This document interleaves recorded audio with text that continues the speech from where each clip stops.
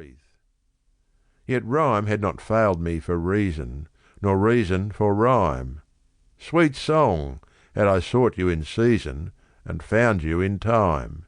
You beckon in your bright beauty yonder, and I, waxing fainter, yet fonder, now weary too soon when I wander, now fall when I climb. It matters but little in the long run, the weak have some right, some share in the race that the strong run, the fight the strong fight. If words that are worthless go westward, yet the worst word shall be as the best word, in the day when all right sweeps restward, in darkness or light.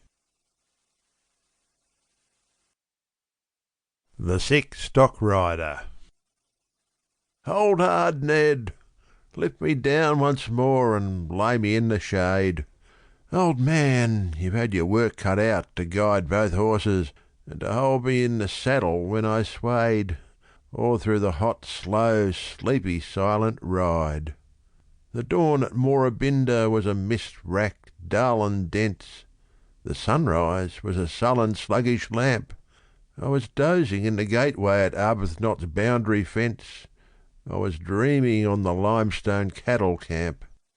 We crossed the creek at Carricksford, and sharply through the haze, and suddenly the sun shot flaming forth. To southward laid Cadawa, with the sand peaks all ablaze, and the flushed fields of Glen Lomond lay to north. Now westward winds the bridle path that leads to Lindisfarne, and yonder looms the double-headed bluff. From the far side of the first hill, when the skies are clear and calm, you can see Sylvester's woolshed fair enough.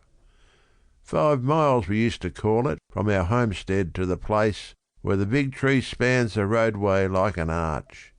'Twas here we ran the dingo down that gave us such a chase 8 years ago. Or was it 9? Last March. 'Twas merry in the glowing morn among the gleaming grass, to wander as we've wandered many a mile, and blow the cool tobacco cloud, and watch the white wreaths pass, sitting loosely in the saddle all the while. 'Twas merry mid the blackwoods when we spied the station roofs, to wheel the wild scrub cattle at the yard, with a running fire of stock whips and a fiery run of hooves. Oh, the hardest day was never then too hard.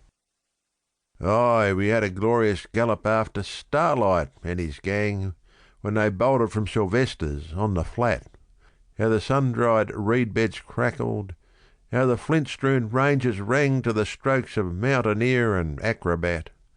Hard behind them, in the timber, harder still across the heath, close beside them through the tea-leaf scrub we dashed, and the golden-tinted fern leaves, how they rustled underneath, and the honeysuckle osiers, how they crashed.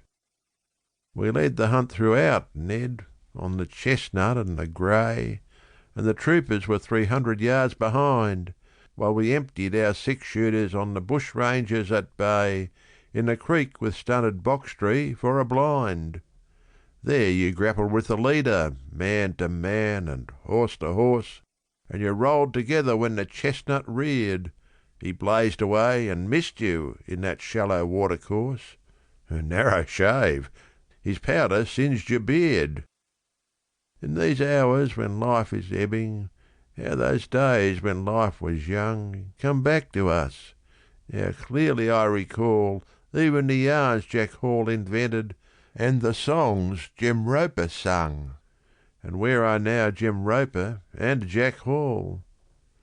Aye, nearly all our comrades of the old colonial school, our ancient boon companions, Ned, are gone. Hard livers for the most part, somewhat reckless as a rule. It seems that you and I are left alone. There was Hughes, who got in trouble through that business with the cards. It matters little what became of him. But a steer ripped up Macpherson in the Coromita yards, and Sullivan was drowned at sink or swim. And Mostyn, poor Frank Mostyn, died at last a fearful wreck in the horrors at the upper